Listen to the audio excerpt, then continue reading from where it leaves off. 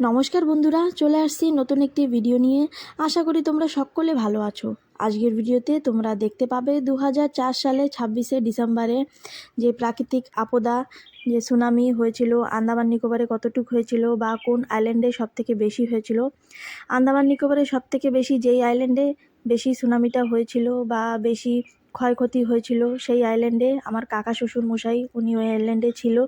ওনার চোখের সামনে কত জিনিস হওয়া জিনিস বা ওনার চোখের সামনে যেই দেখা জিনিস, তো ওনার কাছ থেকেই আজকে আমরা কিছু কিছু জিনিস জেনে নেব।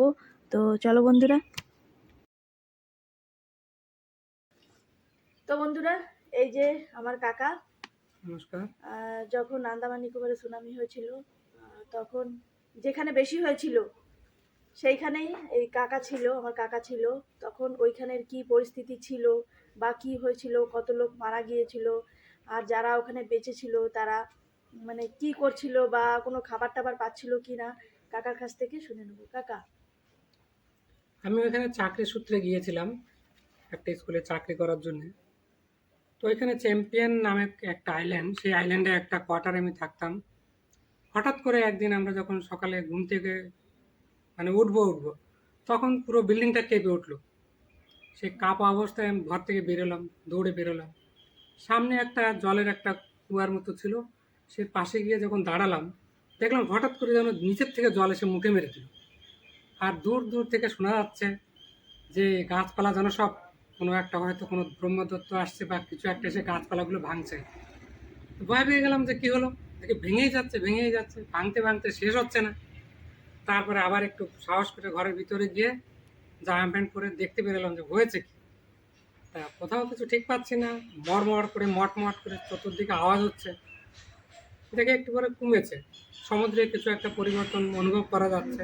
কারণ আমাদের কোয়ার্টার থেকে 500 মিটার দূরেই সমুদ্র, এবং সেই সমুদ্রের কাছেই একটা জেটি ছিল। সেই জেটিতে গিয়ে বোটগুলো গিয়ে দাঁড়াতো। তো জেটি সাধারণত কী হয়, যে ভূমি থাকে সমতল জায়গা তার থেকে একটু উঁচু থাকে। তো সেখান থেকে গিয়ে হাঁটতে হাঁটতে গিয়ে জেটির একদম লাস্টে গিয়ে যে বোটগুলো যাতে করে বাঁধা হয়, লোহার কয়েকটা বল্টুর মতো থাকে, সে করে গিয়ে বসলাম। বসে দেখছি জলের মধ্যে কিছু পরিবর্তন লক্ষ্য করা যাচ্ছে। হঠাৎ করে একটু পরে দেখি সেই যে যেখানে জেটিতে বসে আছি এবং জেটির যে পিছন সাইড যেখানে ভূমির সাথে যুক্ত, সেই জায়গাটা ডুবে গেছে।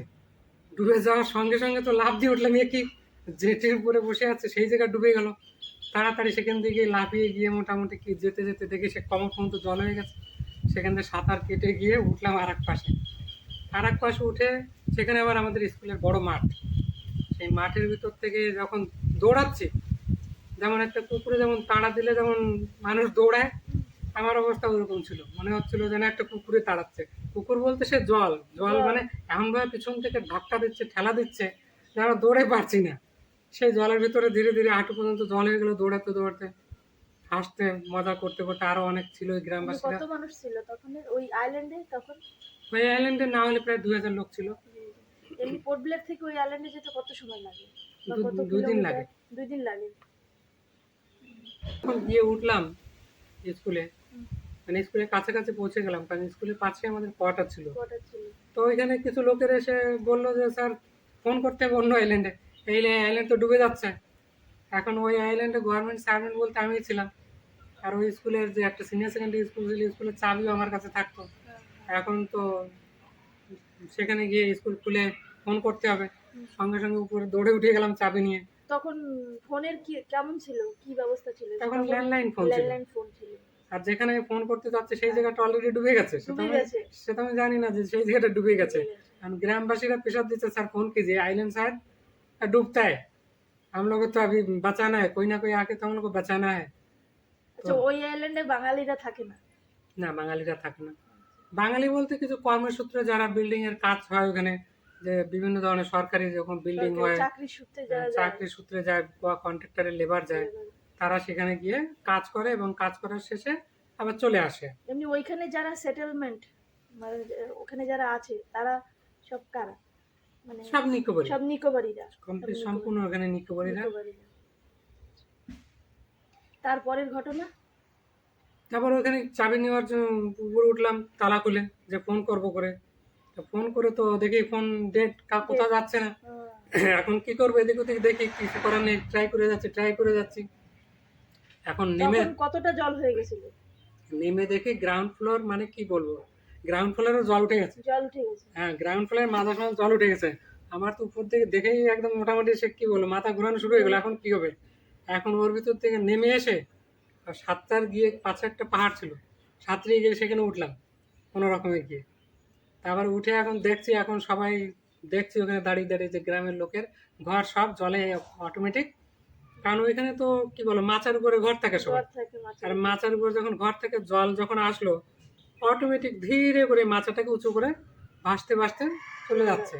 আর সমস্ত যে গ্রামবাসী তারা যে কি করবে কিছুই বুঝতে পারছে না, যে এখন যে কান্না করবে না কি করবে, মানে দিশাহীন সবাই, যে কি করবে। তাদের সামনে যে তাদের পুরো জীবনের পুঁজি যা কিছু করেছে জীবনে, বোট ঘর বাড়ি মোটামুটি সব চলে যাচ্ছে। তখন কেউ কাউকে সাহায্য করেনি। সাহায্য কি করে করবে, সাহায্য তো সবাই সামনে দিয়ে সবাই ঘর চলে যাচ্ছে।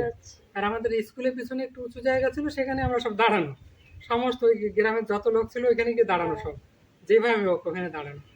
আর কয়েকটা তো বয়স্ক মহিলারা ছিল, তারা তো ওখান থেকে বেরোতেই পারেনি ঘর থেকে, তাদের তাদের মানে পরিবারের লোকেরা তাদের বের করেনি।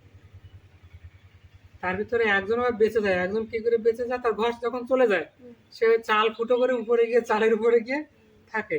আর ঘর তো তাড়াতাড়ি ডোবে না, আর ঘর তো ভাসছে সমুদ্রের ভিতরে, ঘুরে বেড়াচ্ছে ঘরটা। সেই লোকটা আমরা দেখছি দূর থেকে, যে সেই লোকটা সেই ঘরের উপরে বসে আছে। আর একজন ঠাকুমার বয়সে একজন ছিল, তাকে তো আর পাওয়া যায়নি। আর কতক্ষণ মানে ওই পাহাড়ের উপর দাঁড়িয়েছিল বা বসেছিল? পাহাড়ের উপরে মোটামুটি জীবনটা ওখানে শুরু হয়ে গেল। ওইখানে লোকেদের, ওখানে তো লোকের আর কিছু নেই, যা কিছু করবে ওইখানেই করতে হবে। তা কতক্ষণ পর বা সাহায্য পেয়েছো কাকা? কতক্ষণ পর সাহায্য বলতে, এটা তো অন্য আইল্যান্ড থেকে হেলিকপ্টার বা হেলিকপ্টারই তো তখন, অন্য আইল্যান্ড থেকে কোথায় যাবো, সমস্ত আইল্যান্ডে তো একই অবস্থা। একই অবস্থা, সবাই তো নিজে কি করে বাঁচবে, সবাই চিন্তা করছে আইল্যান্ড হয়তো ডুবে যাচ্ছে সব। তো অন্য আইল্যান্ড থেকে যে কামোটা ওখানে হেডকোয়ার্টার ছিল, ওইখান থেকে 12টা নাগাদ একটা বোট আসলো দেখার জন্য এখানে কি অবস্থা।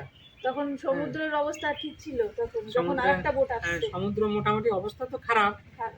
সমুদ্র অবস্থা খারাপ বলতে কি, যত নোংরা ছিল স্থলভাগে, বাঁশ লাঠি কাঠি যত কিছু ছিল সব তো সমুদ্রে, লোকের ঘর সিলিন্ডার, মানে সমুদ্রে আর ফাঁকা নেই কোথাও। তার ভিতর থেকে কোনো রকমের সাইড করে করে বোটের যে লোকেরা আছে, ওরা বোটটাকে সামনে পরিষ্কার করছে আর বোট সামনে আগে করছে, সেইভাবে বেরোতে বেরোতে আসছে আইল্যান্ডে। এখন ওইখানে গিয়ে শুনি আমাদের নেওয়ার জন্যই, আমরা যে গভর্নমেন্ট সার্ভেন্ট 2-4 জন ছিলাম, আমাদের নেওয়ার জন্যই ওই বোটটা আসছে, যে ওদের ওখানে কি অবস্থা। তা আমরা যখন ওই আইল্যান্ড থেকে চলে আসি, লোকেরা এসে এক একজনে কি করবো জড়িয়ে ধরে ধরে কান্না করছে, স্যার স্যার মার যাইয়ে। সেই চিন্তা করলে, মানে সেই কথা মনে করলে এখনো চোখে জল এসে যায়। আচ্ছা কাকা, তখন তো তোমরা ওইখান দিয়ে চলে আসছো, তখন ওইখানের লোকেরা সবাই কি করেছিল? ওখানের লোকেরা কি করবে, ওই জঙ্গলের উপরে উপরে গিয়ে জঙ্গলে খেয়ে বেরিয়েছে, নারকেল চুপে যাচ্ছিল। আর সমুদ্রে অনেক দোকানও পুরো মানে ধুয়ে গেছে, দোকান থেকে লোকজন কত এরকম মারা গিয়েছে বা অন্য যাদের হয়েছে? পুরো ওই টোটাল অফ আইল্যান্ডের ওইখানে কম করে 30,000 লোক মিসিং ছিল। আইল্যান্ডটার একটু নাম? Island Nicobar island district, Nicobar district. এই আইল্যান্ডেই আন্দামান নিকোবরে সবথেকে বেশি ক্ষতি হয়েছে আইল্যান্ডে। ওখানে একটা আইল্যান্ড ছিল যার নাম ছিল ট্রিঙ্কেট, মানে আমি যে আইল্যান্ড, মানে ওই নিকোবরের আলাদা আলাদা আরো ছোট ছোট আইল্যান্ড আছে। নিকোবর মানে তো একটা গ্রুপ অফ আইল্যান্ডের নাম নিকোবর। ছোট ছোট সমুদ্রের ভিতরে ছোট ছোট সব একটা দ্বীপ আছে। আর ওখানে তুমি কোন দ্বীপে ছিলে? আমি ছিলাম চ্যাম্পিয়ন দ্বীপে। সে নিকোবর থেকে আবার চ্যাম্পিয়ন দ্বীপে কত সময় লাগে যেতে? ওখানে যেতে 8 ঘন্টা লাগে। 8 ঘন্টা? মানে বোটের ব্যবস্থা ছিল নাকি গাড়ি টাড়িতে যেতে? ওখানে তো সব আইল্যান্ড, বোটের ব্যবস্থাতে পার হতে হবে। বোটের ব্যবস্থা আর হেলিকপ্টার থাকে ইমার্জেন্সিতে, কেউ কোথাও মেডিকেল ট্রিটমেন্টের জন্য, তাদের সেই মেডিকেল ট্রিটমেন্ট বা কোনো অফিসাররা আসলো ভিজিটে, মিনিস্টার আসলো, তারা হেলিকপ্টারে আসা যাওয়া করে।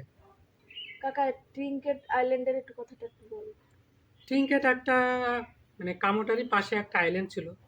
সে যখন সুনামি আসে, সেই আইল্যান্ডটা সম্পূর্ণ মোটামুটি মানে যত লেভেল এলাকা ছিল, সম্পূর্ণ ওই পাশ থেকে জল এসে এই পাশ থেকে এনে একদম কামোটায় সঙ্গে উঠিয়ে দেয় লোকজন। মানে যে লোকজন ওই আইল্যান্ডে বেঁচে ছিল তারা ওই বোট ধরে এমনি কোনো লাকড়ি ধরে ধরেছিল, সেই অবস্থায় তাকে অন্য আইল্যান্ডে নিয়ে উঠিয়ে দিয়েছে। এবং ওই আইল্যান্ডে এমনি কত মানুষ ছিল? ওই আইল্যান্ডে এমনি 300 মতো লোক 300 বসবাস করতো। বসবাস করতো। আইল্যান্ড থেকে যখন ধুয়ে চলে আসে এই আইল্যান্ডে, যখন সমুদ্রের জলের সঙ্গে লোক এখানে এসে কিছু উঠে যায়, এখন তো সমস্ত জায়গা হাহাকার লেগে আছে, লেগে কোথায় আছে। কে যাবে কাকে দেখবে কেউ বুঝতে পারছে না। তা আমি যখন ওখান থেকে কামট চ্যাম্পিয়ন আইল্যান্ড থেকে ফেরত আসি কামট আইল্যান্ডে আসার পরে পরের দিন 27 তারিখে দুপুর সময় একটা পাহাড়ের উপরে আমরা উঠে দেখতে যাই যে কোথায় কি হচ্ছে। হ্যাঁ। তখন দেখি ওই ট্রিঙেট আইল্যান্ড থেকে না আয়নার মাধ্যমে সূর্যের রোশনি এদিক ওদিক করছে, এই আইল্যান্ডকে দেখাচ্ছে যে আমাদের রক্ষা করো। ওরাও পাহাড়ের উপরে উঠে উঠে বসে আছে, বসে আছে। যারা বেঁচে আছে। হ্যাঁ। তারপরে ওখান থেকে আমরা পুলিশ ডিপার্টমেন্টের সঙ্গে জানাশোনা ছিল, হুম। মানে গিয়ে পুলিশ ডিপার্টমেন্টের কাছে গিয়ে বললাম অফিসারকে যে এরকম একটা আইল্যান্ড আছে, ওইখান থেকে তো লোকেরা আয়না দেখাচ্ছে, এরকম লাইট দেখাচ্ছে, তো ওখানে তো যাওয়ার দরকার আমাদের ওদের সেভ করার জন্য।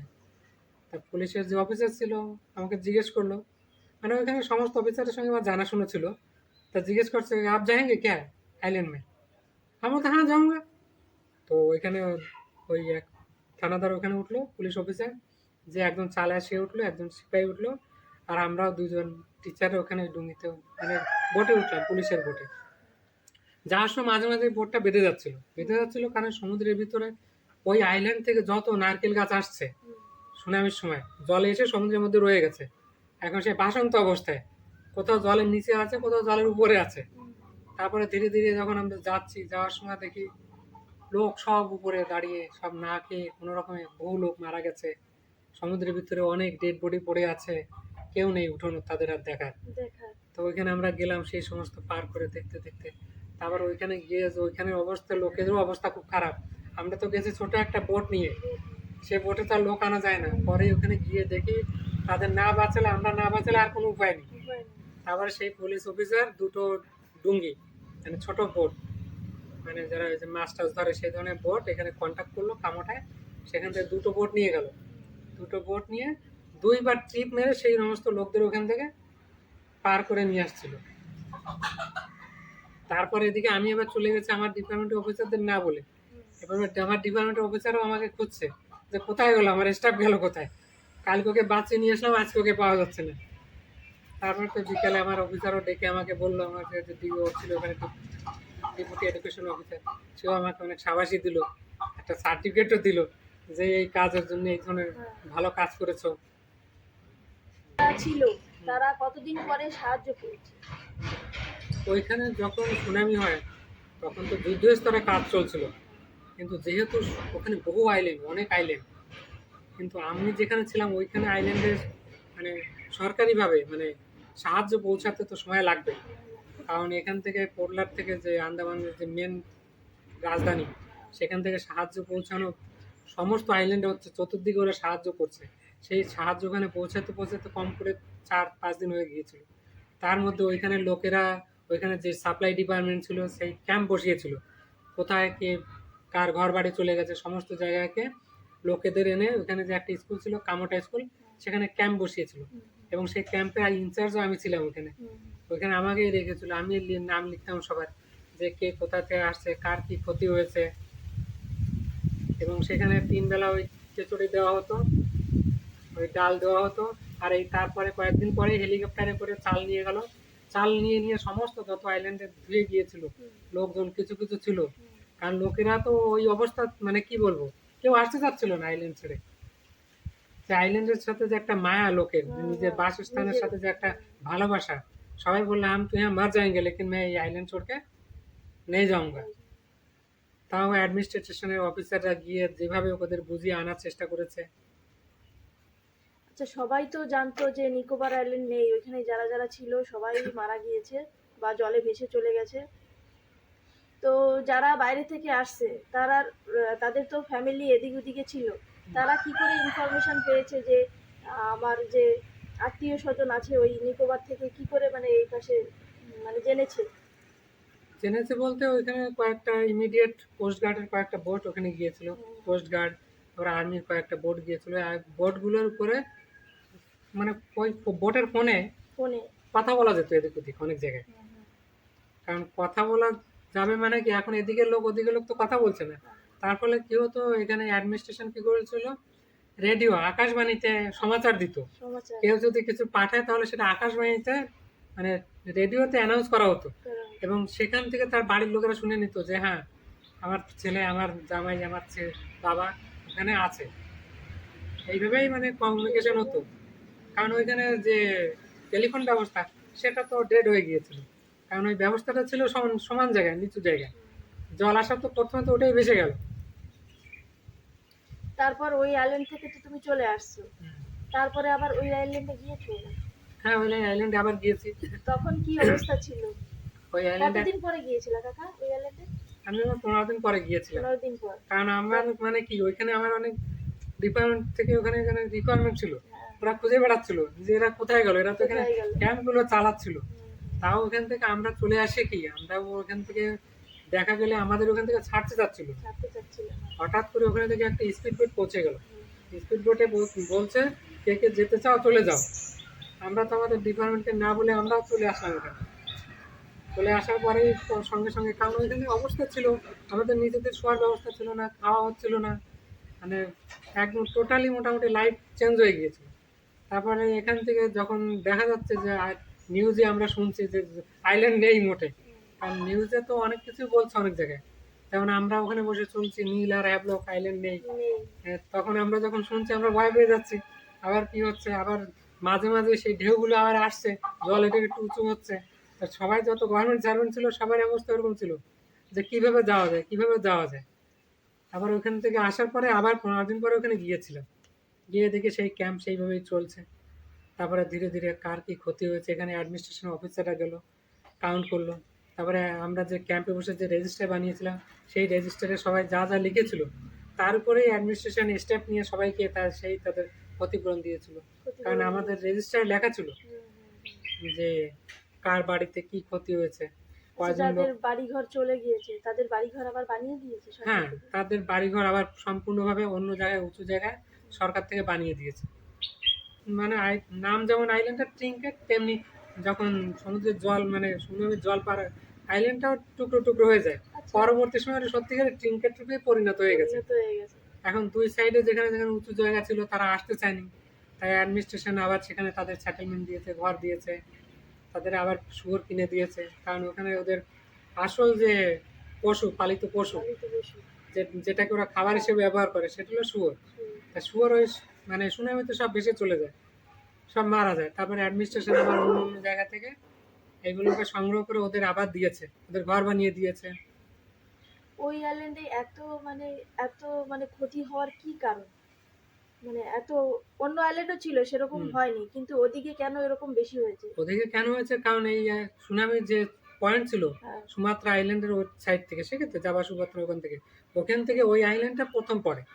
তো ওইখান থেকে ধাক্কা লেগে প্রথম ওই আইল্যান্ড পরে ধাক্কা লেগে এদিকে জল আসে। জল আছে। তো ওইখানে একটা মানে কি, ওইটা একটা বাউন্ডারির মতো এক ছিল।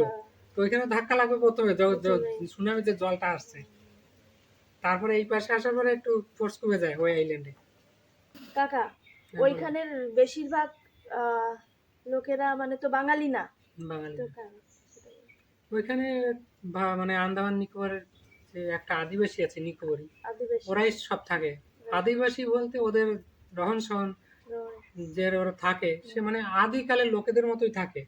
ওরা যারা একটু শিক্ষিত তারাই একটু জামা প্যান্ট পরে, একটু ভদ্রভাবে থাকে। যারা গ্রামের দিকে থাকে তারা এখনো কোনো রকমে থাকে, মানে যারা নন নিকোবরি মানে নন ট্রাইবেল, তাদের ওদের বস্তির ভিতরে ঢুকতে সাধারণত ওর আগে দেওয়া হতো না সুনামির আগে। কারণ ওরা গ্রামের দিকে সেই রকম অবস্থায় থাকতো, যে অবস্থায় আদিবাসীরা মোটামুটি জঙ্গলে যারা থাকে। কারণ ওদের কাছে সরকারিভাবে সেইভাবে মানে শিক্ষা ওইভাবে পৌঁছাতো না, আর ওদের জামা কাপড় পোশাক পরিচ্ছদও পৌঁছাতো না। আমরা তো মানে সবাই বলতে গেলে প্রায়ই আমরা অনেকেই জানতাম না যে সুনামি কি, ভূমিকম্প এইসব কি। তো এখন তো সবাই জেনে গেছি। তো এরপরে তো মাঝে মধ্যেই ভূমিকম্প হতেই থাকে। তো এরপরে যদি হয় তো তখন এর জন্য কি ব্যবস্থা করা আছে? সুনামি হলো একটা ঢেউয়ের নাম। এই ঢেউটা ক্লাস 7th বইতে আগের থেকে, ইংলিশ মিডিয়ামের যে বই সেখানে আগের থেকেই ছিল। যেহেতু সুনামির সামনে একটা টি লাগানো আছে, সেজন্য না বাচ্চারা ভালো করে পড়তো না, টিচাররা হয়তো ভালো করে হয়তো বলতো না। বলতো না। কিন্তু যখন সুনামি আসলো তারপর থেকেই আমি নিজেই বই খুলে দেখেছি যে ক্লাস সেভেন্থে যে টাইট করে যে চ্যাপ্টার আছে সেই চ্যাপ্টারে আগেই ছিল, কিন্তু সুনামি মানে যখন ঘটে গেল প্র্যাকটিক্যালি, তারপর থেকেই সবাই জানলো। সবাই মনে করে এটা আমরা শুনিনি কোনোদিন, আসলে ওটা কোনো ব্যাপার না। তাছাড়া আন্দামান নিকোবর আইল্যান্ডে ইংলিশ মিডিয়ামের সংখ্যাও কম ছিল, আর ইংলিশ মিডিয়ামের ক্লাস সেভেন্থে সোশ্যাল সায়েন্সের বইতে সুনামি চ্যাপ্টারে মানে টাইটেলের যে প্রকার সেখানে সুনামি ছিল। এখন যদি সুনামি আসে তাহলে সবাই ওখানে কি করবে, সেরকম ব্যবস্থা করা আছে? না, এখন যে অ্যাডমিনিস্ট্রেশন থেকে সরকারিভাবে যে সার্কুলার জারি করেছে বিজ্ঞপ্তি, সেখানে বলেছে যে সমুদ্রের মানে কিনারা থেকে 50 মিটার দূরে তোমার ঘর বানাতে হবে। ঘর বানাতে হবে। আগে নিকোবরীরা কি করতো, সমুদ্রের উপরেই মানে টোং বানিয়ে ঘর বানাতো, ঘর উপরে থাকে। আর ওরা ওই ঘরের ভিতরেই থাকতো, ঘরের নোংরা টোংরা সব নিচে পড়তো, আবার জল আসতো, জলে সব সব নিয়ে যেত। ধুয়ে যেত। আর ওই ঘরের নিচেই ওদের শুয়োরগুলো ওরা রাখতো, আর সিঁড়ি বানানো থাকতো ওখান থেকে, যে ঘর থেকে ওই সমুদ্রের জল থেকে ওরা বাচ্চারা স্নান টান করে নিজের ঘরেই সিঁড়ি বেয়ে উঠে যেত। কারণ ওইখানে আমিও একটা ওরকম ঘরে গিয়েছি একদিন স্নান করতে, স্নান করার পরে আমিও ওরকম সিঁড়ি বেয়ে সে ঘরে গেলাম, উপরে উঠলাম, উপরে উঠে পরিষ্কার টরিষ্কার হয়ে সেখানে দুপুরবেলা খেয়ে সেই বাড়ির থেকে আমিও একদিন গিয়েছিলাম। আচ্ছা, ওরা কি বাংলা টাংলা কথা এরকম বলতে পারতো? না, ওরা বাংলা বলতো বাংলা না। বলতে পারতো না, না? কাকা, একটু নিকোবরের সম্বন্ধে কিছু বলো আমার দর্শকদের। হুম। নিকোবর সম্বন্ধে বলতে গেলে পুরো আন্দামান আর নিকোবর আইল্যান্ড একটা একটা মানে নির্বাচন ক্ষেত্র, এমপি নির্বাচন ক্ষেত্র। সেখানে আন্দামান নিকোবরের টোটাল 3টে ডিস্ট্রিক্ট। একটা হলো নিকোবর ডিস্ট্রিক্ট, একটা হলো সাউথ আন্দামান ডিস্ট্রিক্ট, আর একটা হলো north and middle Andaman district. তো নিকোবর ডিস্ট্রিক্টে সাধারণত যে নিকোবরিরা আছে ওরাই বসবাস করে। ওইখানে নিকোবর ডিস্ট্রিক্টের হেডকোয়ার্টার হলো নিকোবর, সেখানে যত সরকারি অফিস আছে সব সেখানেই আছে, এবং সেখান থেকেই অ্যাডমিনিস্ট্রেশন মানে শাসন ব্যবস্থা চালায় সরকার ওই যত অন্য যত আইল্যান্ড আছে। এবং ওই নিকোবর আইল্যান্ড থেকে সমস্ত আইল্যান্ডে বোটিং এর ব্যবস্থাও আছে, অন্য অন্য আইল্যান্ডে যাওয়ার জন্য সেখান থেকে বোট যায়। আচ্ছা, ওই নিকোবরেই কত আইল্যান্ড আছে? আর ছোট ছোট আইল্যান্ড বললা না যে কাকা, সে আর কত আইল্যান্ড আছে নিকোবরে? ছোট ছোট যে বোটে যাওয়া আসা করতে হয়। ওখানে আইল্যান্ড মানে অসীমিত আইল্যান্ড। ওখানে আইল্যান্ড বলতে আমরা সাধারণত কি বুঝি, যেখানে পাথর আছে, একটু উঁচু জায়গা আছে, চারিপাশে জল, মানে আইল্যান্ড। না, কত মানুষজন বসবাস করে যেই আইল্যান্ডে, সে কতগুলো আইল্যান্ড আছে সেই আইল্যান্ডে? আছে 16টা আইল্যান্ড আছে ওখানে, 16টা। কিন্তু ছোট ছোট আইল্যান্ড। এখন দেখা যাচ্ছে সরকারিভাবে রিকগনাইজ নেই, কারণ নিকোবরিরা না, ওদের কাছে ওড়ি আছে, মানে ওদের যে ছোট ছোট ডুঙি আছে, ওরা সেই ডুঙিতে চাল ডাল নিয়ে বসে, সব কিছু নিয়ে সেই আইল্যান্ডে চলে যায়। সেই আইল্যান্ডে গিয়ে এক ছোট করে ঘর বানায়, আবার ওখানে থাকে। থাকার কিছুদিন পরে আবার দেখা গেল কোনো একটা অসুবিধা দেখা দিল বা কিছু হলো, আবার ওই আইল্যান্ড থেকে ওরা অন্য আইল্যান্ডে চলে যায়। এরকম কিছু মানে কি বলবো, সে আগে যেমন যাযাবর ব্যবস্থা ছিল না, এখন নিকোবরিরাও ওরকম করতো। আইল্যান্ড অনেক, আর ওদের উপরে কোনো রেস্ট্রিকশন নেই, আর সমস্ত আইল্যান্ড ওদেরই, এমনকি ওদের নামে কোনো নিজের নামে রেজিস্ট্রেশন মানে জায়গাও নেই, কিন্তু যেখানে যে বসে আছে তার সেই জায়গা সরকারি। কেউ যদি 100 বিঘা জমিতে ঘর থাকতে চায় সে থাকতে পারে, কারণ আগে যে নিকোবরিরা ছিল ওরা বংশ পরম্পরা ওখানে প্রচুর পরিমাণে নারকেল গাছ লাগিয়ে গেছে, এবং সমুদ্রের কিনারায় তো অটোমেটিক বহু নারকেল গাছ এমনি হয়ে গেছে। এখন ওরা নারকেল গাছের হিসাবে বলে এই এলাকা আমার, নারকেল গাছ দেখে জমির কোনো রেকর্ড ওদের কাছে নেই।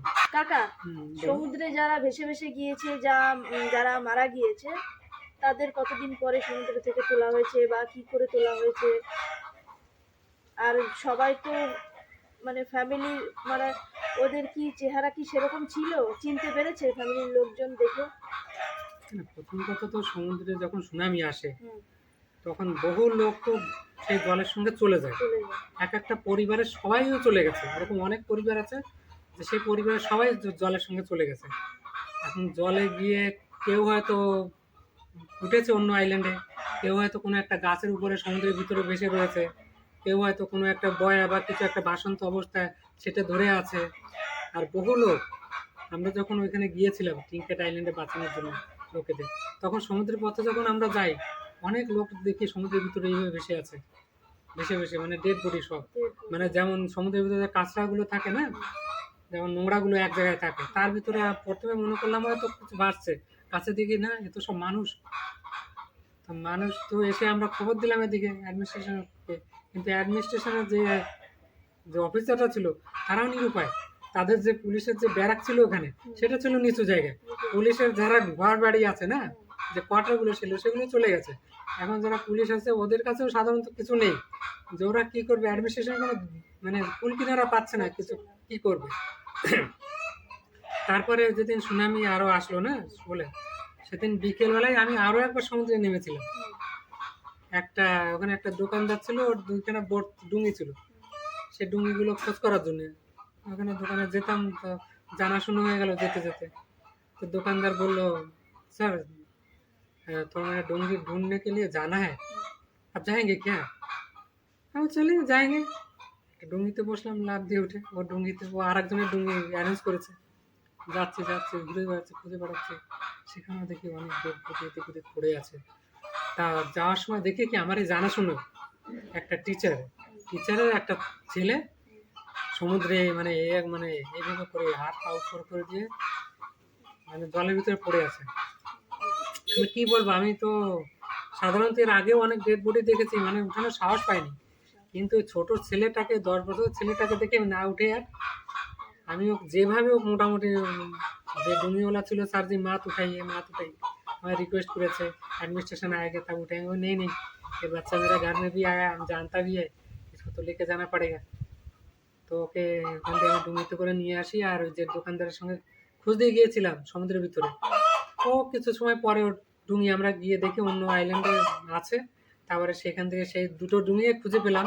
সেই দুটো ডুঙিকেই আমরা ওই একটা যেটা নিয়েছিলাম তার পিছে রশিতে বেঁধে ধীরে ধীরে ধীরে ধীরে আস্তে আস্তে আমাদের যে আইল্যান্ড কামোটা যে হেডকোয়ার্টার ছিল, কামোটার যে জেটি ছিল, সে জেটিরও কি বলবো, জেটির মোটামুটি 2 ইঞ্চি বাকি ছিল জেটিতে জল উঠতে। মানে জেটির উপরেও লোক আসতে ভয় পায়, মানে সেই জেটির উপরে আমরা দৌড়াদৌড়ি করছি, মানে সেই জেটির উপর রিস্ক নিয়ে সেখানে আসলাম আমরা। কাকা, অন্য আইল্যান্ডে কতদিন পরে পরে এরকম খাবার দাবার পেয়েছে, কতদিন পরে পরে সাহায্য, আর সবাই তো একই পোশাকই পরেছিল, একই পোশাক পরেছিল সবাই। তো পোশাকের ব্যবস্থা বা খাওয়া দাওয়ার ব্যবস্থা তো প্রথমে, তো কতদিন পর পর এরকম হয়েছে খাওয়া দাওয়া? তো এখানে সুনামির পরে সাধারণত কি হয়, পুরো অ্যাডমিনিস্ট্রেশনের সমস্ত কিছু যত মেরিন ব্যবস্থা আছে না, যাতায়াত ব্যবস্থা, সমুদ্রের ভিতর চতুর্দিকে নারকেল গাছ, সুপারি গাছ, জঙ্গলের গাছ যা ছিল সব গিয়ে সমুদ্রের মধ্যে বেঁধে আছে। সেই অবস্থায় সম্ভব ছিল না কি তোর যে কয়েকটা বোট অ্যাডমিনিস্ট্রেশনের কাছে ভালো অবস্থায় আছে বিভিন্ন আইল্যান্ডে যাওয়া। তো এখান থেকে পোর্টলার যে আন্দামান নিকোবরের যে হেডকোয়ার্টার পোর্টলার, সেখান থেকে হেলিকপ্টার নিয়ে গেল, হেলিকপ্টারের চাল নিয়ে গেল, হেলিকপ্টারের চাল নিয়ে, খাবার নিয়ে, রুটি নিয়ে, ব্রেড নিয়ে সেই সমস্ত আইল্যান্ডের উপর থেকে সব সেখানে, হেলিকপ্টার নামলো না, সেখান থেকে সব ছেড়ে ছেড়ে দিল। আর সেই চাল ডাল নিয়ে ওরা কোনো রকমে কয়েকদিন যেভাবে হোক নিজেদের লাইফ মানে জীবন ওরা বাঁচিয়ে রাখলো। তারপর ধীরে ধীরে আবার নর্মাল অবস্থায় আসে, তখন এখান থেকে অ্যাডমিনিস্ট্রেশন এবং এখানে বিভিন্ন ধরনের যে এনজিও গুলো ছিল, তারা এই যে আন্দামান নিকোবরের যে অন্য আইল্যান্ড যেখানে বেশি ক্ষতি হয়নি, সেখান থেকে ঘরে ঘরে গিয়ে তার সবার কাছ থেকে ডোনেশন নিল। ডোনেশন কি নিল? পয়সা না, টাকা নয়, তাদের জামা কাপড়, যে কার কাছে কি জামা কাপড় আছে, কারণ ওদের কাছে কিছু নেই আর যে সমস্ত আইল্যান্ডে আছে, কারণ ওদের তো সম্পূর্ণ জীবনের যত পুঁজি ছিল সব চলে গেছে, ওদের কাছে কিছু নেই, একটা গামছা তোয়ালিয়া কিছু নেই, একটা টুথপেস্ট বলতে মানে কিছু নেই। সমস্ত এই সমস্ত গামছা তোয়ালিয়া ঘটি বাটি থালা বাসন সমস্ত আইল্যান্ডে যেখানে ক্ষতি হয়নি সেখান থেকে গিয়ে সংগ্রহ করলো। বিভিন্ন ধরনের এনজিও যারা সামনে উঠে আসলো, যে এই দুর্যোগের সময় মানে দুঃসময় যারা লোকের পাশে দাঁড়াতে চায়, সেই সমস্ত লোকেরা যারা সাহায্য করতে চায়। আগেও কিছু এনজিও ছিল, আর সেই সময় কিছু এনজিও তৈরি হলো। এনজিও বলতে যারা লোকেদের পাশে দাঁড়াতে চায়, এরকম মনোভাব সম্পন্ন লোকেরা এক জায়গায় এসে নিজেরা গ্রামে গ্রামে গিয়ে লোকেদের কাছে গিয়ে সবকিছু কালেকশন করে দিত, এবং সেই সমস্ত জিনিসগুলো নিয়ে অ্যাডমিনিস্ট্রেশন সমস্ত বোটে করে সেখানে পৌঁছে গিয়ে সেখানে লোকেদের সবকিছু দেওয়া শুরু করেছিল। তো কাকা, আমার দর্শকদের এত ইনফরমেশন দেওয়ার জন্য আপনাকে অনেক অনেক ধন্যবাদ। ধন্যবাদ, সমস্ত দর্শকবৃন্দকে ধন্যবাদ।